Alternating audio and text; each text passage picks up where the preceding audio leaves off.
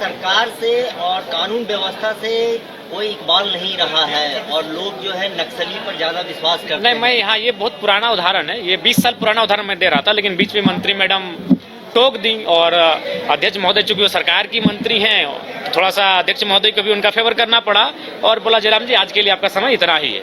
मैं उस बात को यहाँ पूरा करना चाहता हूँ, चूंकि देखिए आज आप विपक्ष के किसी भी विधायक का जो स्टेटमेंट आप देखेंगे सदन में, चाहे बालू को लेकर हो या अबू आवास को लेकर हो, तो उसमें कहीं ना कहीं करप्शन को सामने ला के रखते हैं। तो मैंने वही कहा कि अध्यक्ष महोदय मैं आता हूँ पारसनाथ की तराई से और 1990-95 का दशक था। मैंने एक पेपर का 18 साल पुराना कोट भी हम लेकर आए थे कि उस समय क्या था कि गांव वाले लोग कहते थे कि जो नक्सलियों का जो वर्चस्व था, यानी वो जो पीक टाइम था, उस समय बीडीओ सीओ घूस नहीं लेते थे। तो मैं उनको इस कथन के माध्यम से ये कहना चाहता था कि एक नक्सली से बीडीओ सीओ डरते थे, लेकिन सरकार और सिस्टम से नहीं डर रहे हैं। वो लगातार शिकायतें आ रही हैं घुसखोरी की। और दूसरा इस कथन से हम यह भी कहना चाहते थे कि जब ये राज्य आदिवासियों का है, जंगल आदिवासियों का, पहाड़ आदिवासियों का, मुख्यमंत्री आदिवासी, राष्ट्रपति आदिवासी, और उसी राज्य में जो अभी वर्तमान में गृह विभाग का डाटा है जिसमें 72 या 73 नक्सलियों की सूची है, जिसका राज्यपाल महोदय ने अभिभाषण में जिक्र किया, सदन में एक वरिष्ठ विधायक ने भी उस विषय को जिक्र किया। तो मैंने वही कहा जब ये राज्य आदिवासियों का, जल जमीन जंगल आदिवासियों का, और 70 में 50 से ज्यादा आदिवासी नक्सली क्यों, किन कारणों से एक भोला भाला आदिवासी नक्सली गतिविधियों की ओर अग्रसर हुआ, उन कारणों को जांचिए, उन कारणों को जानिए। और मैं भी चाहता हूं कि नक्सली असंवैधानिक है, वो गलत रास्ते में है, उन्हें उस रास्ते से ना जाने दिया जाए। और मेरे कहने का अर्थ यही था कि हथियारों से नहीं, विचारों से आप रोके। मैं तो यहां तक कहता हूं कि आज अभी आप अगर नक्सली और पुलिस की मुठभेड़ को देखिएगा, जो मुठभेड़ में शामिल होते हैं पुलिस की तरफ से जो शहादत देते हैं, वो भी कहीं ना कहीं 3rd और 4th ग्रेड की नौकरी करने वाले सिपाही वर्ग के लोग होते हैं। अब जब ज्यादा अध्ययन कीजिएगा तो आपको कभी कभी ऐसा वाक्य सामने आएगा कि नक्सली मुठभेड़ में जो शख्स की जान गई और पुलिस में जो जिसकी शहादत हुई, उन दोनों का आपस में बहुत दूर का कनेक्शन है कि दोनों एक दूसरे से ममेरे फुफेरे भाई लगते हैं। तो मेरा कहना है कि ना उस पहाड़ की जरूरत आम व्यक्ति को है, ना उस पहाड़ की जरूरत पुलिस को है। उस पहाड़ में जो खनिज है उसकी जरूरत पूंजीपतियों की है। तो मैं उस विषय को कह रहा था कि आज चूंकि राज्यपाल महोदय ने भी अपने अभिभाषण में नक्सलियों के नियंत्रण पर जिक्र किया है, तो मैंने यहां तक कि मैंने वर्तमान सरकार को भी इस पर विशेष नहीं कहा, मैंने दोनों को कहा कि इसमें दोनों सरकारों का श्रेय अगर नियंत्रण में है, मैंने दोनों सरकारों को कहा, बल्कि मैंने अब तक की सरकारों को कहा। तो जब तक पूरा एक्सप्लेनेशन मैं ना कर पाऊं, जब तक मुझे 5-7 मिनट बोलने का अवसर नहीं मिलेगा, तब ये क्योंकि एक ज्वलंत मुद्दा है। आप लाख बजट पारित करें, अगर वो बजट अगर धरातल तक ना पहुंचे, अभी आप मान के चलिए पारसनाथ एक्शन प्लान के तहत जो उस तराई में या दलमा या आपका सरंडा के जंगलों की तराई में जो डेवलपमेंट के कार्य करते हैं, वो काम तो बाधित होता है, नक्सलियों के कारण वो कार्य बाधित होता है। तो ये बजट का ही अंग था, मैं जो एक्सप्लेन कर रहा था वो बजट डिस्टर्बेंस का अंग था। तो इसलिए मेरा मानना था और मेरा तर्क यही था सरकार को कि सरकार को सबसे पहले ये चाहिए कि उनके जो अबुआ राज में बबुआ हैं, अगर वो टाइट नहीं होंगे तो आने वाले कुछ वर्षों में एक नए किस्म का नक्सल आएगा आपके सामने। वो जंगलों में ना होगा, वो बंदूकों के साथ ना होगा, उसके दिल और दिमाग में आक्रोश होगा, एक नए टाइप का, एक नए पैटर्न का इस सिस्टम से एक बगावत करता हो कोई एक नया संगठन दिखेगा। तो इसीलिए मैंने कहा, चूंकि आज जब से सदन चल रहा है करप्शन महत्वपूर्ण मुद्दा रहा है और वो करप्शन की उपज कहीं ना कहीं सिस्टम की उदासीनता है और उस सिस्टम में बैठे लोग सरकार की नहीं सुन रहे हैं। तो ये मेरा तर्क था। लेकिन उससे पहले स्पीकर महोदय ने कहा कि जयराम जी आज आपका समय नहीं है, तो मैंने कहा कि आसन की गरिमा है अध्यक्ष महोदय, आसन का सम्मान है, लेकिन जिस दिन फिर हम खड़ा होंगे इस बात को पूरा पुनः दोहरा के जाएंगे। देखिए ऐसी स्थिति का कारण यही कि जो भी सरकारी पदाधिकारी हैं उन्हें अपनी जो सैलरी है उसे आत्मसंतुष्टि करनी चाहिए। जब तक वो अपनी सैलरी से आत्मसंतुष्टि नहीं करेंगे तब तक नहीं हमें लगता है कि इस राज्य को आप सुचारू रूप से चला पाएंगे। ये कोयले का जो अवैध कोयला की कालाबाजारी हो रही है, उसमें क्या कमी आई है सरकार से या और बढ़ा है आपके? नहीं, देखिए हमारे खिलाफ ख्याल से बढ़ा है। चूंकि देखिए एनडीए की गवर्नमेंट में क्या होता था कि ऐसा नहीं कोयला का कार्य नहीं होता, लेकिन उसमें क्या होता था कि जो टॉप लोग लेवल के नेता होते थे वे लोग करते थे। लेकिन वर्तमान की सरकार में क्या उनका पार्टी का प्रखंड अध्यक्ष भी उस सिंडिकेट में पूरे धड़ल्ले से शामिल है। आप चाहें तो जाके सर्वे कर लें, जो सत्ता पक्ष के पार्टी के प्रखंड अध्यक्ष नेता हैं, आप उनका 5 साल पहले की आर्थिक स्थिति और आज की आर्थिक स्थिति जो है उसका तुलनात्मक अध्ययन करें, आप जमीन और आसमान का अंतर पाएंगे। और उसका कारण एक ही है, कोयले की अवैध तस्करी में संलिप्तता। जी जी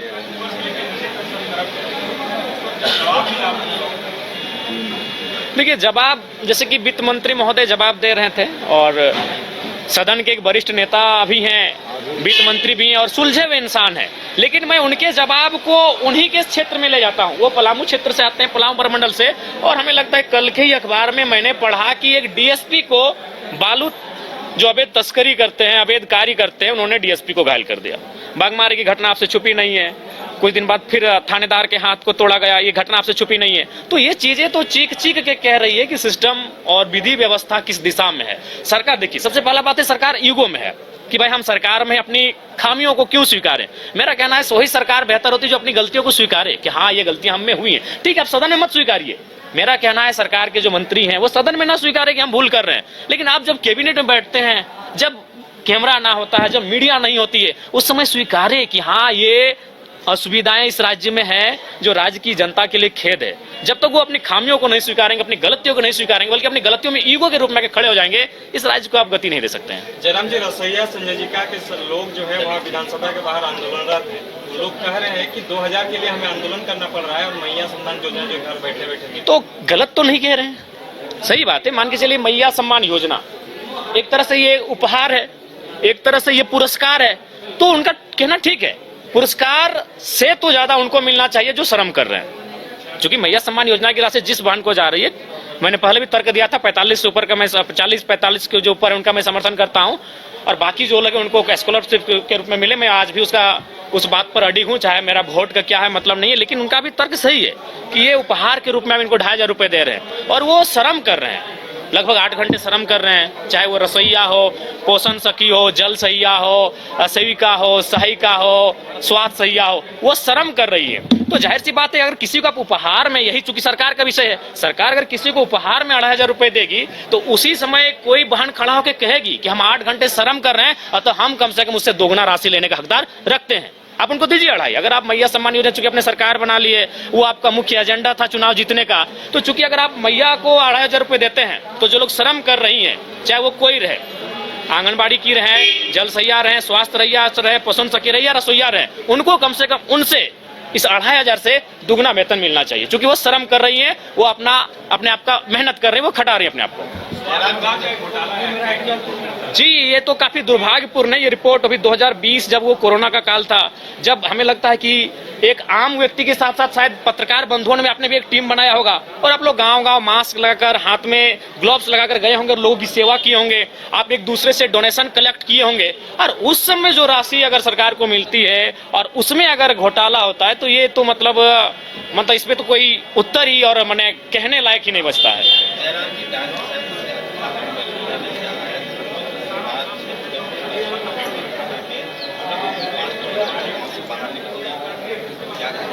देखिए, ये बिल्कुल अमर्यादित है, असंवैधानिक, अमानवीय है, और सरकार को चाहिए विशेष इस बात को संज्ञान में लेते हुए जो लोग दोषी हैं उन पर कार्रवाई करे। चूंकि आज 21वीं सदी में इस लोकतांत्रिक भारत में डांड पिशाच, ये भूत प्रेत, ये विषय नहीं होने चाहिए।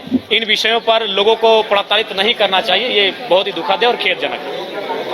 ठीक है, थैंक यू। 1 महीना चलेगा सदन, और भी सवाल बचा के रखा जाएगा। देखिए, जो भी रहे, नहीं जो भी रहे, जो गलत है सो गलत है। इससे सब लोग एक जैसे नहीं होते हैं। जो लोग किए हैं वो जो भी किए हैं गलत है और गलत लोगों पे कार्रवाई होनी चाहिए। सवाल है कि स्वास्थ्य व्यवस्था जो है तरीके से जो है सदर अस्पताल, रेफरल अस्पताल बन गया, एक पैरासीटामोल का सेंटर बन गया। क्या कहेंगे, सरकार कहती है कि हम उस तरीके से जो योजना बता रहे हैं?